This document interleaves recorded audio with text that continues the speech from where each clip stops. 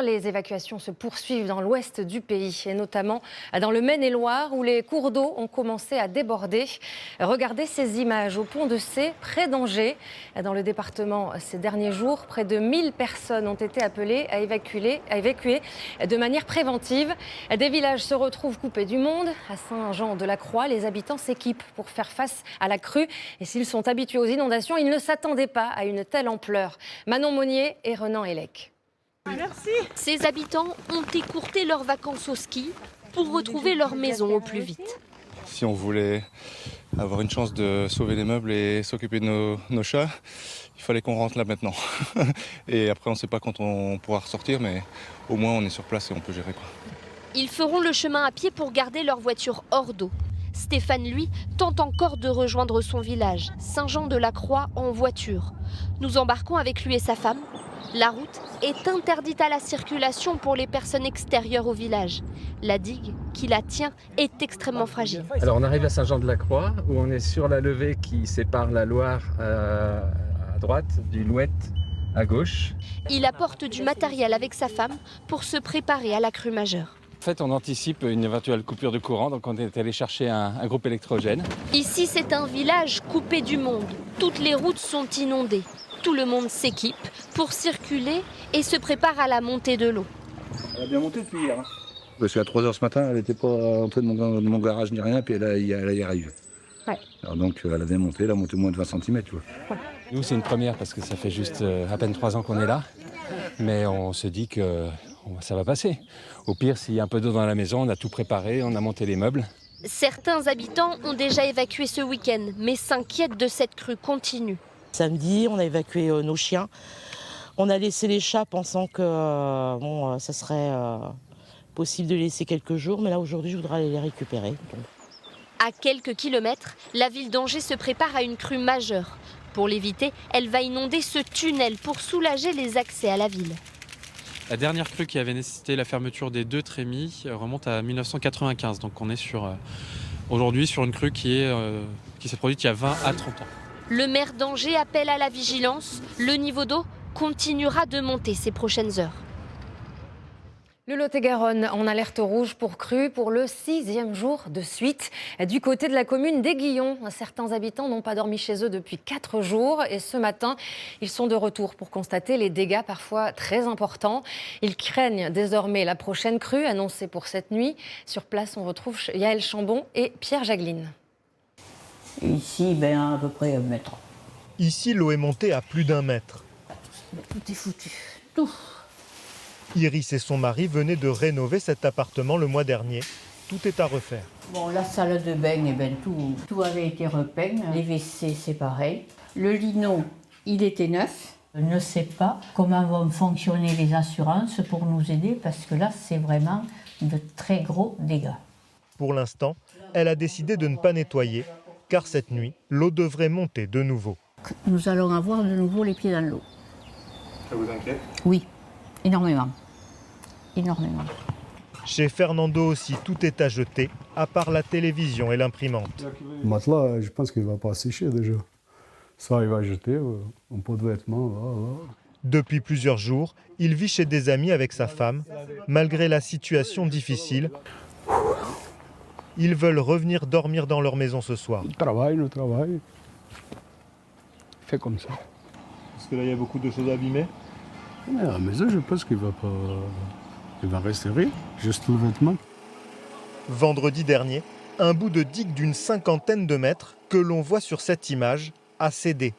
Résultat, une vague de plus d'1 mètre a déferlé dans ce quartier d'Aiguillon. On va reprendre un niveau d'eau assez élevé qui va passer par-dessus cet ouvrage-là.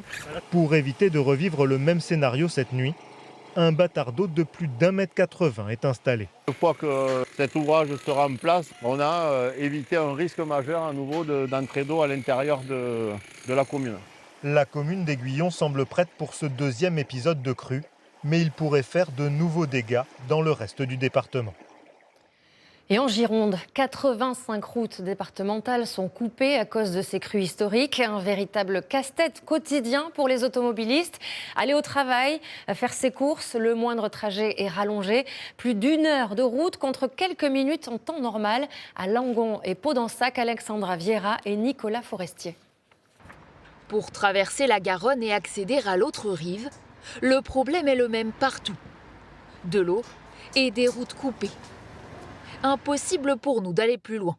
Il ne reste que 2 ponts ouverts à la circulation, alors forcément, pour les automobilistes, il faut s'armer de patience. Il y a des détours et des détours et des détours, donc ouais, ça change un petit peu la donne, quoi. À Barsac, elle est fermée aussi parce que le Ciron il passe et il a débordé. Et après, Langon il est débordé aussi. Donc oui, c'est compliqué. Oui, on se dit que vivement que ça s'arrête. Cette boulangère habite de l'autre côté de la Garonne et doit traverser le fleuve tous les jours pour se rendre au travail. Avec la crue, elle a dû avancer son réveil. Pour embaucher à 6h, debout 4h, départ 5h moins le quart et voilà. 1h15 de route pour 10 minutes de base que je mets d'habitude. Donc ça fait double frais de gasoil et après si on prend le péage en plus à payer. Même souci pour ce jeune apprenti traiteur qui habite à Saint-Mexan, de l'autre côté. D'habitude, je mets 5 à 6 minutes pour passer. Là, ce matin, j'ai mis 1h40 pour passer, donc c'est un peu plus compliqué. Il y a énormément de bouchons le matin. Toute la rive droite est bloquée, donc tout le monde fait au mieux pour passer. Alors, pour rendre service à sa famille, il va rallonger encore sa journée pour faire quelques achats. Les grandes surfaces sont situées de ce côté-ci de la Garonne.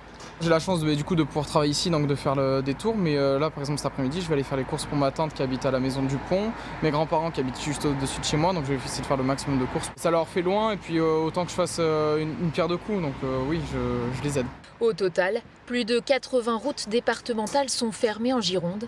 Impossible de savoir quand est-ce qu'elles pourront rouvrir à la circulation. Je vous le disais en ouverture, 32e jour de crue en France, du jamais vu selon le gouvernement. Des records ont été battus depuis 1959.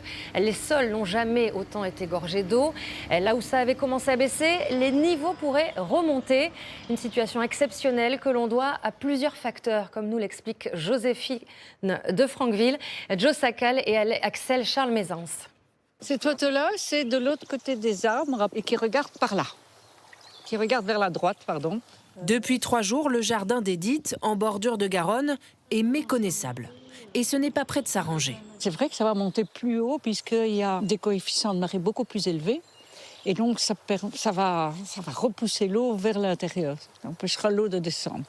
Donc si le ciel pouvait un peu se calmer, ça nous arrangerait. L'analyse d'Edith est tout à fait juste. La crue est partie pour durer. Et les riverains de la Garonne, de la Dordogne et de la Charente vont certainement devoir continuer à ramer. De nouvelles perturbations sont attendues cet après-midi sur la Bretagne, puis cette nuit sur toute la façade atlantique. De la pluie qui va tomber sur une terre déjà gorgée d'eau. Sur cette carte sont indiqués en bleu les départements où le taux d'humidité des sols atteint un record. Presque toute la France est concernée. Cette humidité des sols extrêmement élevée sur l'ensemble du territoire national, en fait, fait que le sol a perdu sa capacité d'infiltration et que toutes les pluies qui tombent aujourd'hui vont s'écouler directement dans les rivières. Et comme le précisait Edith, les fleuves qui se jettent dans la mer pourraient se heurter aux grandes marées. De forts coefficients 94 dès demain sont annoncés sur l'estuaire de la Gironde. Cet effet bouchon pourrait freiner la décrue. L'attention se porte également sur l'estuaire de la Loire, car s'il est bloqué, cela risque de faire monter le niveau de l'eau en amont, dans l'agglomération d'Angers. Les crues sont donc exceptionnelles par leur ampleur. 77 départements sont en vigilance. La ministre était hier sur le terrain. Ce qui est complètement différent de ce qu'on n'a jamais vu, c'est que ça fait 31 jours d'affilée qu'on est sur des périodes de crue. Ça fait comme le confinement, on ne sait plus quel jour on est en fait. C'est Dominique qui parle.